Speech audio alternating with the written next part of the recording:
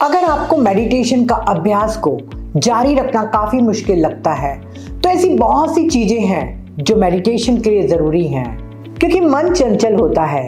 जब बाहर दुनिया में इतना कुछ सुख हो तो आंखें बंद करके अकेले में बैठना काफी चैलेंजिंग होता है। ध्यान में सफलता पाने के लिए कंसिस्टेंसी और रेगुलरिटी बहुत आवश्यक है, वरना हम ध्यान के लाभों से वंचित रह सकते हैं। एक दिन छोड़ने से फिर अगला दिन भी छोड़ने का मन करता है और इस तरह धीरे धीरे यह आदत बन जाती है कि हम अभ्यास में निरंतरता नहीं बनाए रखते। जब हम लगातार अभ्यास करते रहते हैं तो हमारा मस्तिष्क धीरे धीरे शांति और एकाग्रता में अभ्यस्त हो जाता है। इसीलिए बस बैठना है और कोशिश करना है। आपको रिजल्ट्स की चिंता नहीं करनी चाहिए। अगर आप डेली बैठते हैं तो बदलाव आना तय है, भले ही आपको हर बार वही शांतिपूर्ण अनुभव न मिले। हम अक्सर अपने आप को बहाने देते हैं, जैसे मेरे पास समय नहीं है या आज मैं बहुत थक गई हूँ तो आज मेडिटेशन छोड़ देती हूँ।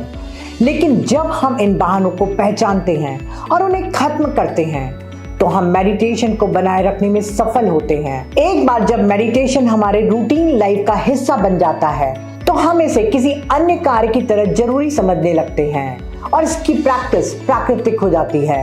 आपको इसके लिए कोई विशेष तैयारी करने की आवश्यकता नहीं होती, बस आप बैठते हैं और अभ्यास करते हैं।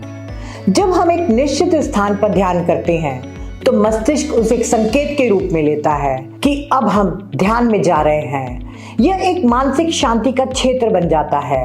वह पर्टिकुलर जगह चार्ट होती रहती है। जैसे ही आप उस जगह पर बैठते हैं आपका मन उस अवस्था में जाने के लिए तैयार होता है और ध्यान स्वाभाविक रूप से घटित होता है। यह एक प्रकार की मानसिक आदत बन जाती है। निश्चित समय पर मेडिटेशन प्रैक्टिस करना नियमितता में बदल जाती है, जैसे सुबह या शाम को एक ही समय पर बैठना।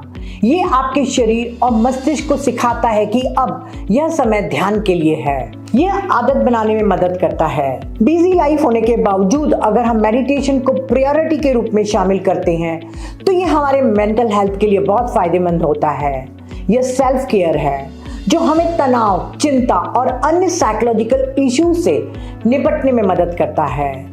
पर यदि कुछ कारणों से आप निर्धारित समय या स्थान पर ध्यान नहीं कर पाते हैं तो अपने आप को दोषी न समझें, क्योंकि कभी कभी जीवन की परिस्थितियां बदल सकती हैं। खुद को बुरा न महसूस कराएं और फिर से ध्यान में कंटिन्यूटी बनाए रखें।